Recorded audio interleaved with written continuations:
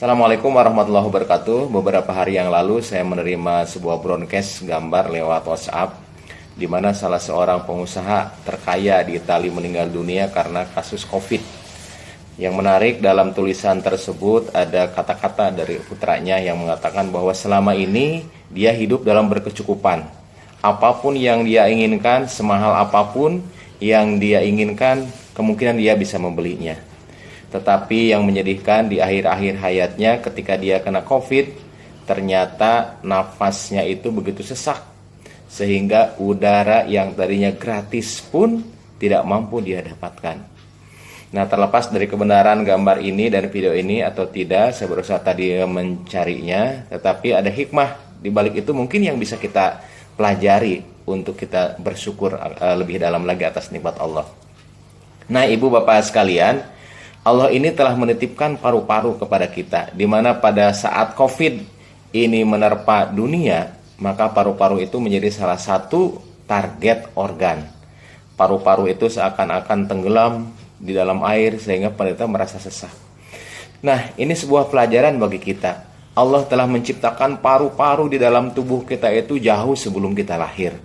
Allah telah menciptakan bakal paru-paru itu pada hari ke-21 ketika kita dikandung. Dan pada saat kita lahir, dalam 10 detik paru-paru kita itu langsung mengembang.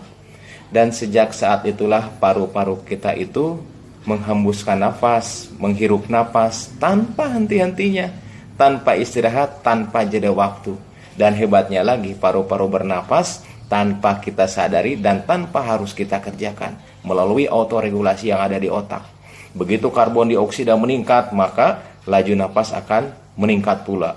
Begitu olahraga, begitu kebutuhan akan oksigen meningkat, tanpa kita suruh, paru-paru tetap akan meningkatkan kinerjanya supaya kebutuhan oksigen di dalam tubuh kita itu terpenuhi. Nah, kalau kita perhatikan, Allah telah menciptakan paru-paru ini dengan sebaik-baiknya bentuk, dengan sangat-sangat sempurna. Allah menciptakan dari atas itu saluran pernapasan. Saluran pernapasan itu ternyata tidak bisa kolaps, tidak bisa kempes. Kenapa? Mereka dilindungi oleh cincin-cincin trakea. Jadi kalaupun tidur, kalaupun kita misalnya ketekan, itu sangat kecil kemungkinan napas kita itu tertutup.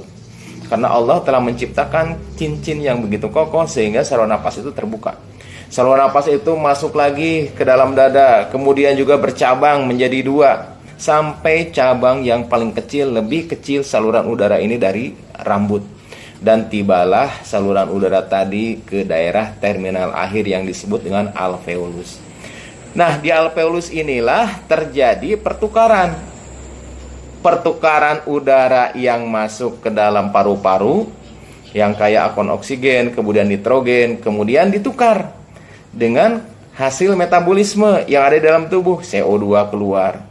Kemudian juga di alveoli itulah oksigen akan masuk ke dalam pembuluh darah dan kita tidak akan sesak napas setelah itu.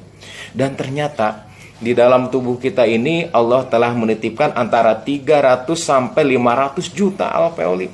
Begitu banyak. Dan kita tidak tahu dan kita tidak pernah menyadari bahwa Allah telah menitipkan sedemikian detail.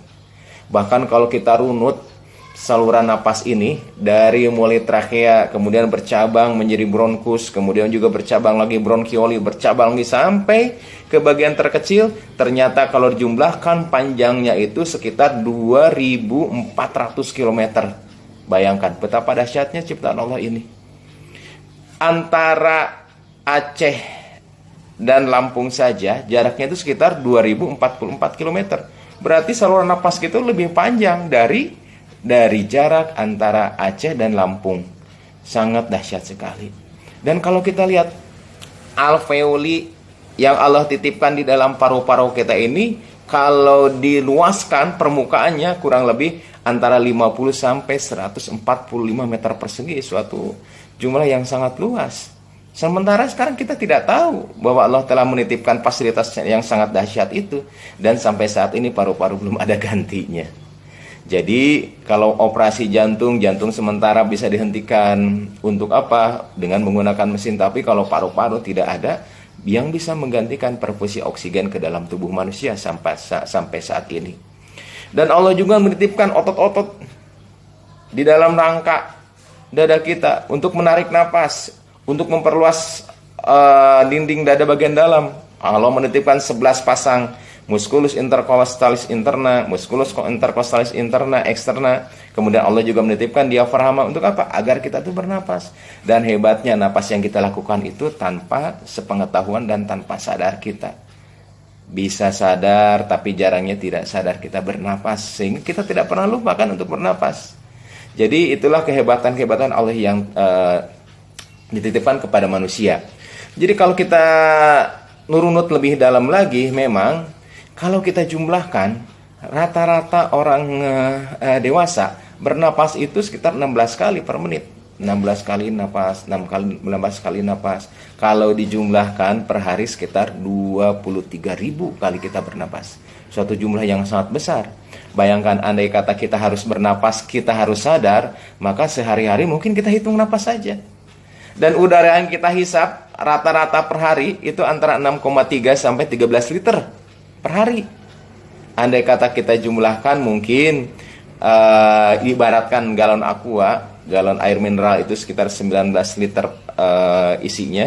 Mungkin sehari semalam kita memerlukan antara 492 sampai 1000 galon untuk napas tuh. Sedangkan sampai saat ini kita kasih gratis. Tapi alangkah jarangnya kan kita bersyukur. Dan ternyata udara yang masuk ke dalam saluran napas kita itu ternyata tidak bersih.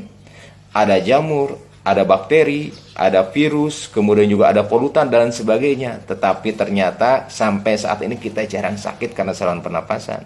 Kenapa? Allah menitipkan sistem pertahanan yang ada dalam tubuh kita. Begitu napas masuk, udara masuk lewat hidung, maka dia sudah disaring lewat bulu-bulu hidung. Begitu udara masuk lewat saluran napas bagian dalam, dia sudah dihangatkan supaya tidak terlalu dingin ke dalam. Begitu masuk lagi ke saluran napas ke trachea, di sana sudah disiapkan sistem pertahanan tubuh. Ada yang namanya bulu-bulu halus yang disebut dengan silia, dan Allah juga menitipkan lendir yang diproduksi oleh sel goblet yang di dalam saluran pernapasan. Lendir itu ternyata bukan sembarang lendir, tapi lendir itu juga mengandung antibiotik, mengandung antimikroba seperti defensins, kemudian antiprotease dan antioksidan. Itu lendir yang kita punya di dalam. Dan kemudian juga ada di sana ada sistem pertahanan tubuh berupa apa? Berupa neutrofil, kemudian juga ada imunoglobulin, T cell dan B cell di sana. Jadi sistem alutsista yang telah Allah titipkan untuk memproteksi tubuh kita ini dari serangan-serangan virus, infeksi, bakteri, kemudian juga fungi dan sebagainya, Allah telah titipkan, telah sediakan di dalam saluran napas ini. Dan semua ini tanpa kita minta, tanpa kita sadari, dan makanya kita jarang untuk bersyukur. Jadi kalau kita berbicara tentang gangguan saluran napas pada COVID, kita juga harus ingat bahwa telah diciptakan oleh Allah itu beberapa alutsista yang ada di dalam tubuh kita ini, dan sampai saat ini sangat jarang kita syukuri.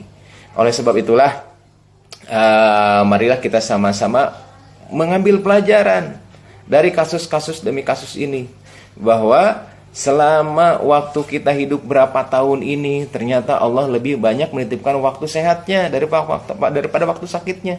Dengan COVID ini Allah ingin menegur kita, yuk, udara yang tadinya bebas, yang tadinya kamu hirup sekitar 500 sampai 1000 galon per hari, kita sekarang merasakan betapa berharganya udara bebas ini. Allah berfirman di dalam Al-Quran surah Al-Mulk ayat 23, Qulil ladzi ansha'akum wa ja'ala lakumus sam'a wal absara wal afidah qalilam ma tashkurun. Jadi katakanlah, dialah yang menciptakan kalian, yang menjadikan pendengaran, yang menjadikan penglihatan, yang menjadikan hati nurani, tetapi sangat sedikit di antara kalian yang bersyukur. Maka dengan peristiwa ini, marilah kita banyak-banyak bersyukur agar Allah menambahkan nikmat sehat kepada kita dan menutup azab. Assalamualaikum warahmatullahi wabarakatuh.